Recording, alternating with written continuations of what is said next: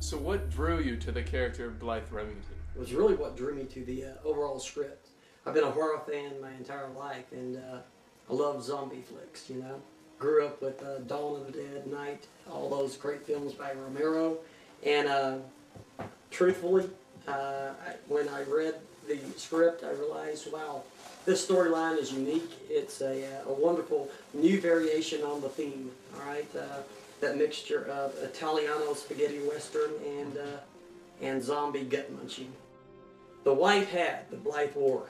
All right, so many villains in films over the years have had to wear the black hats. You know, good guys wear white and the bad guys wear black. Well, obviously they wanted to go the polar opposite direction with this, and so with Blythe, he had to wear the white hat. The white hat reflecting again this character who's off-centered, his very eclectic taste in both clothing and lifestyle. I mean, this guy goes out and doesn't give a second thought to shooting, you know, the undead, chopping them up. He doesn't give a second thought to shooting, obviously, the living folks out there. So this is a gentleman who, at one point, was a businessman, as I saw him, and the producer and I, Clint Glenn, discussed this.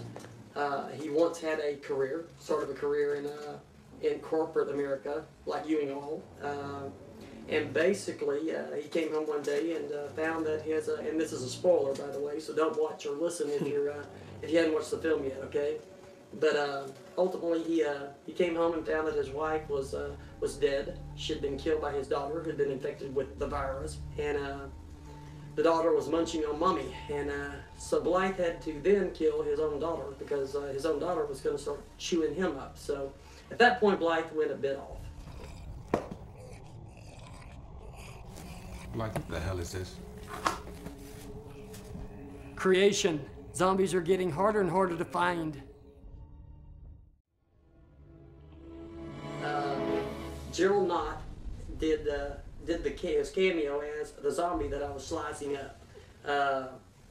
Ultimately, Paul Monair and his effects team, they came in, they prepped the lower torso with all the various organs that I had to pull out. And what I didn't anticipate was having to pull them out in a specific order. You know, I think I had to pull out this piece of gut first, and that piece of gut second, and that piece of gut third, and everybody, you know, well, certainly the effects people, they knew, you know, this is gut piece A, gut piece B, gut piece C, and hell, they all look like guts to me. But anyway, all this to get to the one little piece of gut, whatever it is, with the pinky that Blythe pulls from it, and so that was quite a challenge, actually, when you reach into this body cavity and it's just full of mush and guts, and you've got to identify which organ to pull out, and literally certain ones have to be pulled out in a certain order.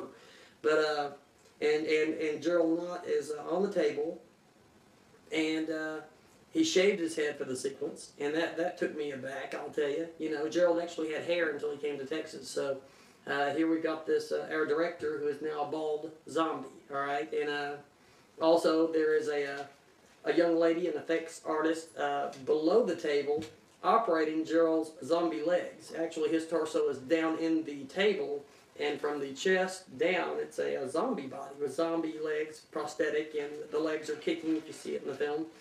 And if you notice, if you look really closely in the film, when Blythe walks around the table after Hunter tells him he's crazy, and Blythe delivers that line, "Crazy? You think I'm crazy?" You'll see me stumble, and I do two crazies. I say crazy, boom, crazy, and that's because I tripped over, I think it's Jessica, I believe she was the effects girl, yeah, and she was moving the legs, and I forgot she was down there. So if you watch the film again, you'll see me trip over the effects girl in that scene. The film looked like it had a budget of $75 million. And I attribute that, and I think we all certainly do, to the hard work of the crew. As, you know, I guess in specific there, it would be Scott Peck and his team, Scott, our DP, everybody working as one unified team to create, again, a really above-average horror film product. And I think, truthfully, from its inception, Gerald Nott, Clint Glenn, creating this film, if you will, or creating the basis for what would become Quick and the Undead. They had the idea. And then the storyline became the screenplay, and then came the casting and the collection of people who would come together to create the product, the end result that you see on this DVD. Truthfully, it's a testament to what people who really care about creating film and care about presenting a story in its best form to an audience can do on a shoestring budget.